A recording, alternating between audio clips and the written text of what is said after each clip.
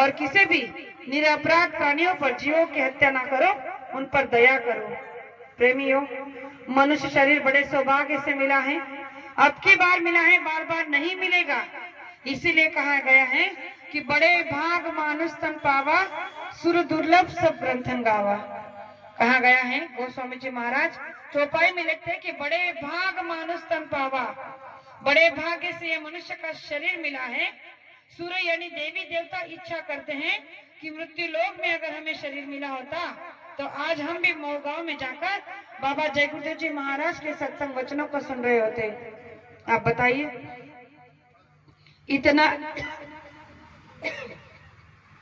इतना सुंदर और इतना पवित्र मानव देह हमें मिला है, तो हम क्या कर रहे हैं?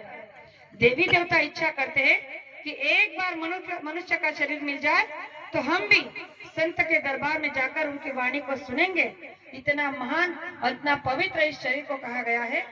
हमारे महाराष्ट्र के संत कहते हैं, तुकाराम महाराज, एक एक योनी कोटि कोटि फेरा, मग लागे मनुष्याचा वारा। महाराष्ट्र में मराठी में कहावत है कि एक एक योनि में करोड़ों बार जन्म मिलता है, करोड़ों बार मारा जाता है, तब जाकर ये मनुष्य का शरीर मिलता है।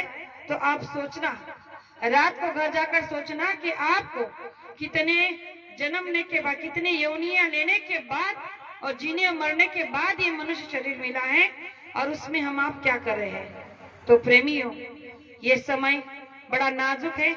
अब की बार अगर आपके हाथ से निकल जाएगा तो पश्चाताप के सिवा आपके पास कुछ नहीं रह जाएगा।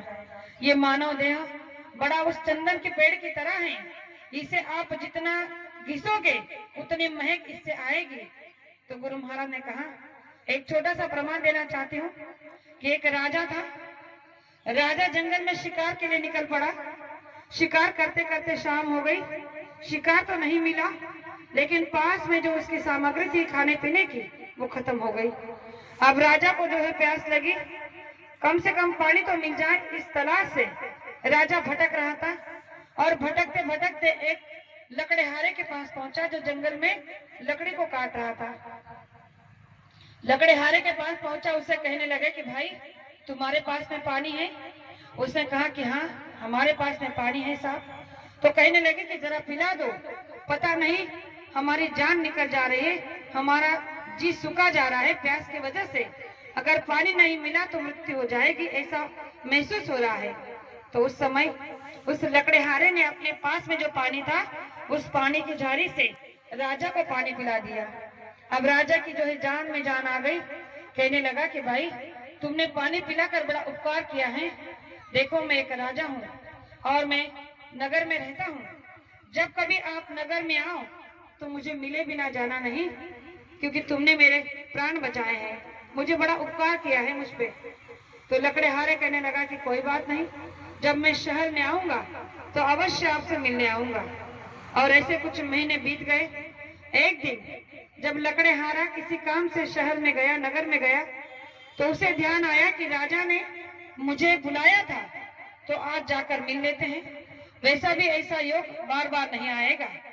तो वो राजा के राज दरबार में पहुंचा, सिपाहियों से कहा कि जाकर राजा से कहो कि जंगल में रहने वाला लकड़हारा आया है, वो पहचान लेंगे। जैसे ही प्रेमियों ने, सिपाहियों ने राजा से कहा, तो राजा ने कहा कि जाओ उसे बड़े आदर के साथ अंदर लेके आओ। लकड़हारे को बड़े आदर के साथ अंदर लेकर गए। राजा ने आओ भगत साया सत्कार किया और कहने लगा कि मांगो क्या चाहिए। उस दिन अगर तुमसे पानी नहीं पिया होता, तुमने पानी नहीं पिलाया होता, तो शायद हम मूर्छित गिर गए होते, पता नहीं हमें जंगली जानवर खा गए होते।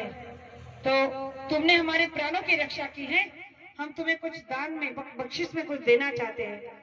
अब लकड़हारे ने कहा कि देखो हम क्या मांगे, जो आपकी मर्जी आप दे सकते हो।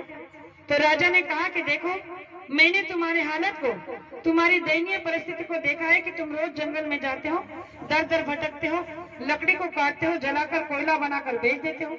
तो ऐसा ना करो, तुम्हें मैं कल से तुम्हारे गांव के पास में जो चंदन का बहुत बड़ा मेरा वन है, उस वन को यानी उस बगीचे को दे देता हूँ, यानी कि तुम्हें दर बदर भटकने की जरूरत नहीं होगी और उस चंदन के बगीचे से तुम्हारी अच्छी खासी परिस्थिति सुधर जाएगी।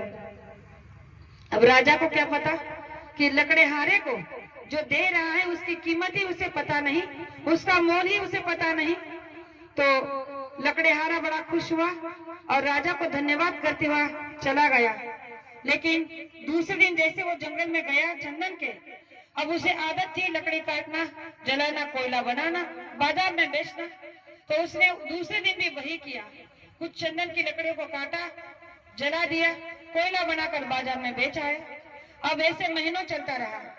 राजा को लगा अब महीने बीत गया है, लगता है कि लकड़हारे की तबीयत हालत बड़ी अच्छी सुधर गई होगी, क्योंकि हमने उसे जो दिया है चंदन का बगीचा, उससे तो उसका काफी सारा धन उसे मिल गया होगा, तो जाकर उसे एक बार मिल लेते हैं। अब जैसे ही राजा जंगल में गए तो क्या देख रहे कि जंगल में जो लकड़ियां जल रही थी उसका धुआं जल रहा है, कोयला पड़ा हुआ है।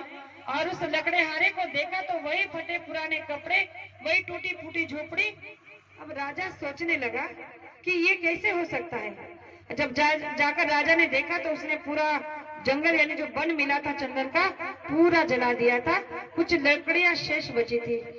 राजा पश्चाताप करने लगा, अंदर ही अंदर सोचने लगा कि कितना मूर्ख है, कितना अज्ञान है। इसे चंदन का बगीचा देने के बाद भी इसे इस चंदन की लकड़ी का मोल पता नहीं, भाव पता नहीं, और इसने कोयला बना दिया। तब राजा उसके पास गया, उसे कहने लगा कि भाई तुमने ये सारा वन जो जला दिया, इसका कोयला बना दिया, तो कुछ लकड़ियां बची हैं। उसने कहा कि हाँ हुजूर कुछ लकड़ियां बची हैं। तो कहने लगे कि जाओ इसे अभी बाजार में जाकर बेच आओ, मैं यही बैठा रहता हूँ, तुम इन्हें बेच कर आओ। अब राजा का हुक्म था, उसने उस लकड़ियों को लिया और बाजार में जैसे ही गया तो चंदन के बगीचे, चंदन की लकड़ी के जो व्यापारी थे उसकी खुशबू से उसके पास दौड़े चले आए। हर 2-4 व्यापारी जो आए कहने लगे कि भाई मुझे दे, वो कहने लगा मुझे दो। एक से बढ़कर एक ऊंचे दाम में लकड़ी को खरीदना चाह रहे थे। जैसे जैसे लकड़ी का भाव मिल रहा था तो लकड़हारे के अंदर की जो अज्ञानता थी वो उसे खाई जा रही थी। वो सोच रहा था, अंदर ही अंदर पश्चाताप कर रहा था कि मैं कितना मूर्ख हूँ, मैंने सारी लकड़ियां जलाकर कोयला बना दिया जिनका 2 कौड़ी का भाव नहीं मिला, और ये देखो कुछ चंद टुकड़े ही मैं क्या लेके आए हूँ, इनके तो ढेर सारे पैसे मुझे मिले और मैंने इनका मोल ही नहीं जाना। और बाजार से उस लकड़ी को बेचकर जैसे भी आया तो राजा के चरणों में गिरकर रोने लगा और राजा से माफी मांगने लगा कि मैं तो इस चंदन का मोल ही नहीं समझ पाया, आपने मेरी आंखें खोल दी। आखिरी समय में यानी कि जो 2-4 लकड़े बचे थे उसी से आपने मेरी आंखें खोल दी और मुझे ज्ञान करा दिया कि ये चंदन का लकड़ा कितना महंगा और कितना मौल्यवान था। प्रेमियों, इस कहानी को बताने का तात्पर्य मेरा इतना है कि जिस तरह से वो चंदन की लकड़ी उसने जलाकर कोयला बना दिया जिसका महत्व उसे पता नहीं चला, वैसे ये मानव शरीर है।